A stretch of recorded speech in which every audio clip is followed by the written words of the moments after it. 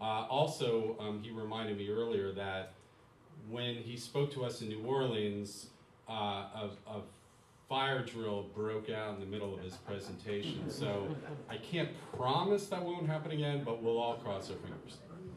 Thanks. How many of you were in New Orleans for that conference? Okay. How many of you were in the immigration session? A smaller number. So you'll remember, you can back me up on this.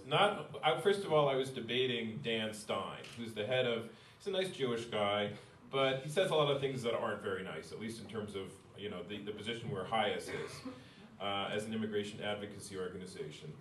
And he said things like, how can we remain America if we become 50% Latin American? I mean, that's the perspective that he comes from in terms of why he is an immigration restrictionist. But during this debate that we were having in New Orleans in 2006, as Eric said, the fire drill went off. What Eric didn't tell you was the evacuation instructions were in Spanish. And I said to Dan, I said, you definitely set this up. But anyway, so hopefully that won't happen today either. And as Eric said, a lot has gone on since 2006, but really nothing has changed. Everything more or less remains eerily the same. Even the constellation of where things are right now, as in 2006 when I spoke to you last, the Senate had passed a bill. They passed the McCain-Kennedy bill at that time. It was still barely technically alive, but there was no chance of it being conferenced with the House, which had passed its own bill, which hasn't happened yet, but the House bill and the Senate bill were totally irreconcilable. And like now, you had a very supportive administration. The George W. Bush administration was every bit as supportive as the Obama administration in terms of immigration reform, but they just couldn't make it work. Now, how did we get in this mess that we're in? And now, the other good thing about speaking to B'nai B'rith for me is that I represent HIAS, which is, B'nai B'rith is the only organization that is older than we are. We're 132 years old, and you've got us beat by a few years there, so congratulations on that. But in any event, so I'm going to start this story from 1881. So brace yourselves, and Eric will cut me off when I hit my time. But in 1881, immigration policy in the U.S. was very simple. And HIAS, you were founded by German immigrants to help other German Jewish immigrants. Now, HIAS was also founded by those German immigrants, but this time to help the large number of Russian-speaking immigrants fleeing the anti-Semitic pogroms of Russia. And HIAS, in fact, helped 2.4 million make that escape from the time we were established in 1881 until 1921, when the doors of the United States were shut. Originally, the policy of the U.S. toward immigration was basically like Woody Allen said, 80% of life, 80% of success is showing up.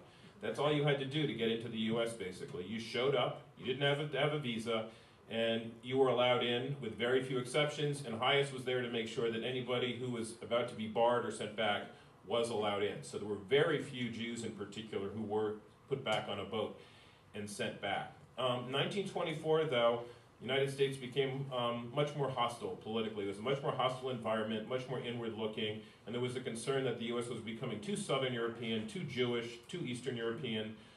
So they set immigration quotas that were blatantly discriminatory. It wasn't even subtle, and trying to get the U.S. to look like it did in 1880. And the immigration quotas were set based on the demographics of the U.S. according to the 1880 census, with a heavy bias toward Northern and Western Europeans. It was a deliberate attempt to shut out and to reverse the tide of Jewish immigration from Eastern Europe and Italian immigration that had been occurring. This required visas, and this made HIAS into an international agency, which was then getting people visas in Europe, or trying to get people visas without much success in Europe, to come to the U.S. We had to start sending them to other countries, including Palestine and South America, because it was very, very difficult to come to the U.S.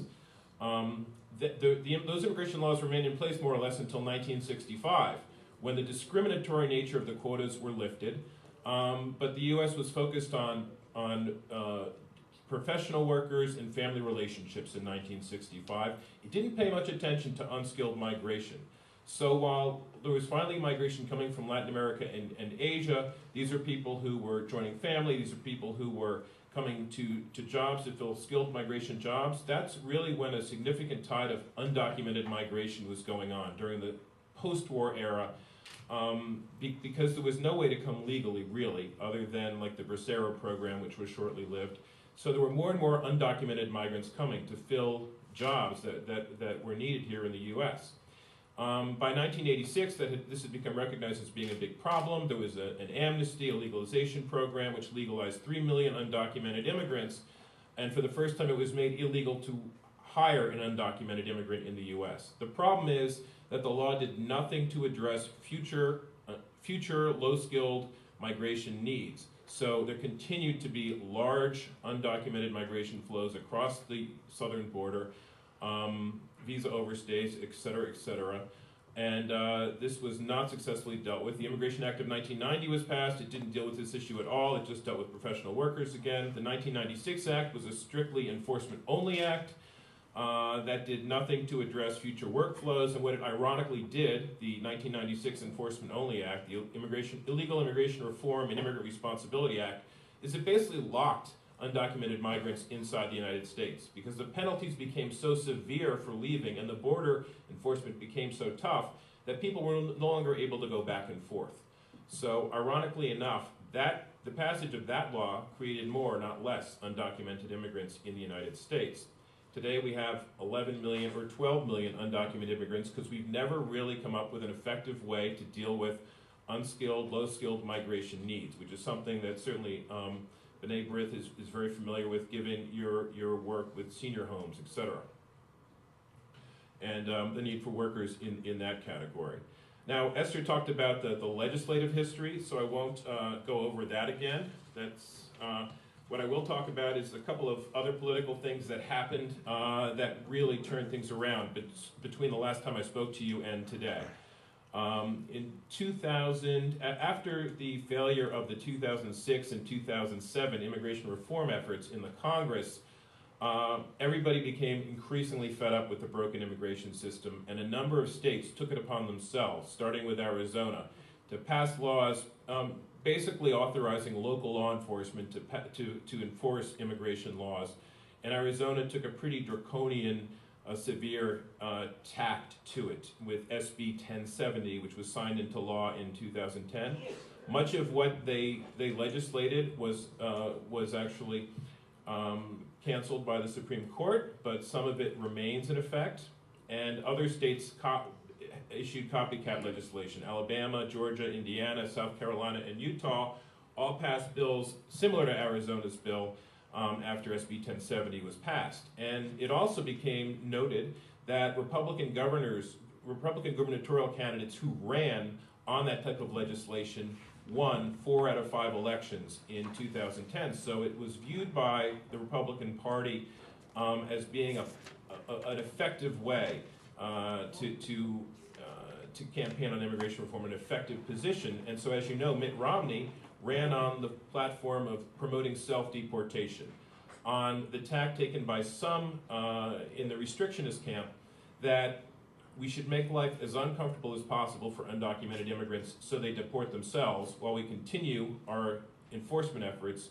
The U.S. is already deporting something like 350 to 400,000 undocumented immigrants a year, even under the Obama administration, which is a record. But still, if you do that, it's going to take you 25 years to bring your undocumented immigrant population down to 0. So the self-deportation movement became very, very popular. The state legislation was also a very popular way to do this. But what happened in the 2012 election? Mitt Romney won 27% of the Latino vote. Compare that to the 44% that George W. Bush had won when he ran. The political message was loud and clear, and this changed the tactic in the Senate and the approach toward immigration reform, and a bipartisan immigration reform bill finally became possible. And S-744 did pass because there was enough Republican support to ensure that it got through. And so once again, there is hope for some bipartisan effort in passing comprehensive immigration reform, mainly because of this change, of this different interpretation to the political environment.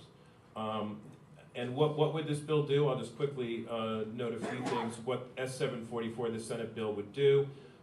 It would allow people to legalize if they pay a fine, they pay back taxes, and they go through several security checks. It also ensures that none of them will actually get a green card until others who are in the backlog, other legal immigrants who are in the backlog, have been able to get their green cards. So it'll make sure that they do not put them in front of line of people that have been waiting for many, many years to go through the legal channels. It also creates a farm worker category, which is actually a faster track to legalization, but it gives them a blue card rather than a green card. It enacts a version of the DREAM Act. It goes to a point-based visa system for merit visas.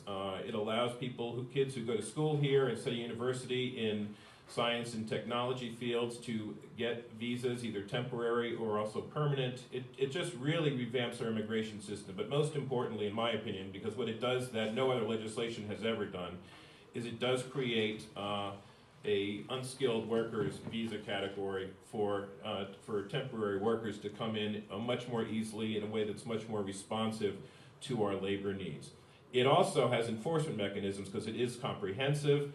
It authorizes the spending of $45 billion on border enforcement, and we've already been spending a lot of money on border enforcement. There was a study that came out by the Migration Policy Institute recently, which indicated that there is more spent on immigration enforcement than the budgets for the DEA, Drug Enforcement Agency, the FBI, the Secret Service, the U.S. Marshals Service, the Bureau of Alcohol, Tobacco, and Firearms combined.